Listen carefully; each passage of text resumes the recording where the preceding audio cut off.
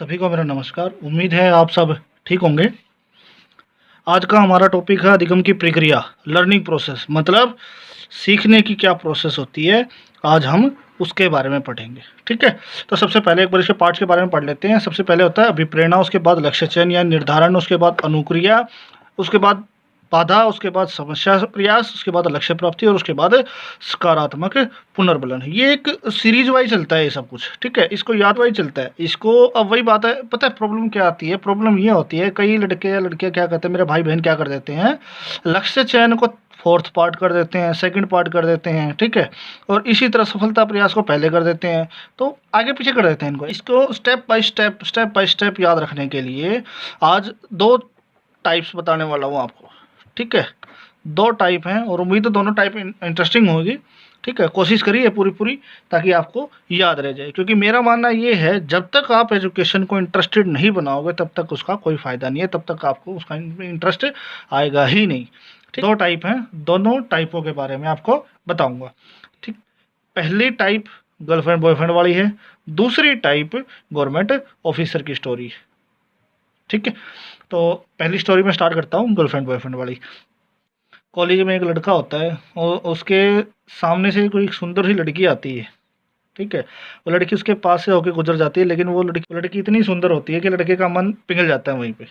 ठीक है, तो लड़का, ये जो उसका जो मन पिघला, मतलब उसके मन में लालसा हुई, वो उसकी थी अभिप्रेरणा।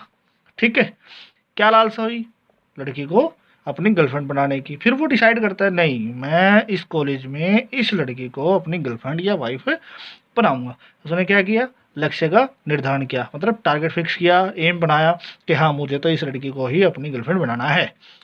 ठीक है, उसने क्या किया फिर? टारगेट तो फिक्स कर लिया, लेकिन उसके बाद अलग अलग उसने प्रयास किए, कई प्रयास किए। कभी प्रपोज किया, कभी गेट पे वेट किया, कभी बाइक के ऊपर स्टंट किए, अलग अलग तरह से उसने किए। ठीक है, उसके सामने कई सारी बाधाएं भी आई। एक दो बार लड़की ने उसके घर भी बताया, घर बताने के बाद क्या हुआ, उसके भाइयों से उसकी पिटाई भी हुई। पिटाई होने से फिर वो लड़का माना नहीं। एक दो बार उसने लड़की के मुलायम हाथों से चाटे भी खाए। ठीक है, बाधाएं आई, बहुत सारी बाधाएं आई, आती है, आपको भी पता है, मुझे भी पता है। ठीक है, हालांकि मेरी लाइफ में आई नहीं है कभी, लेकिन आगे देखो।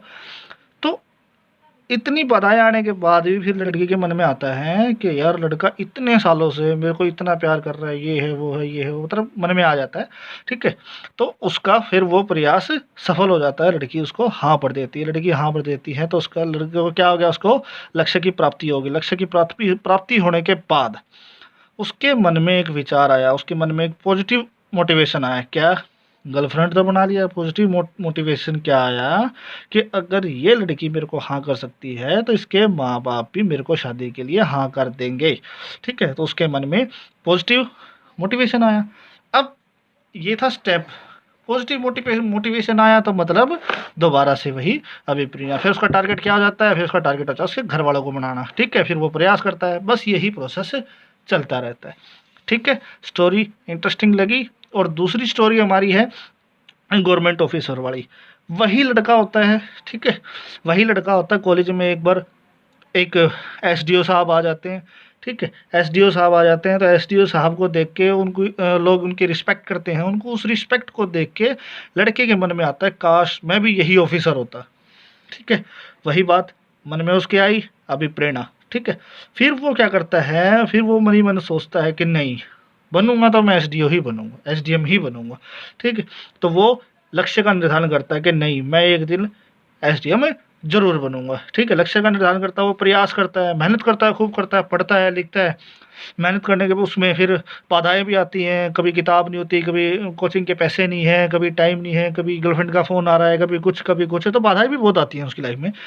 लेकिन वो बाधाओं को पार करते करते करते करते एक दिन उसके प्रयास सफल हो जाते हैं और वो लक्ष्य की प्राप्ति कर लेता है, मतलब एसडीएम बन जाता है। एसडीएम बनने के बाद उसके मन में फिर वही बात आती है, सकारात्मक पुनर्बलन, मतलब पॉजिटिव मोटिवेशन आता है। पॉजिटिव मोटिवेशन क्या आता है? पॉजिटिव मोटिवेशन ये आता है कि अगर मैं एसडीएम बन सकता हूँ तो मैं इससे भी बड़ा अधिकारी बन सकता हूँ।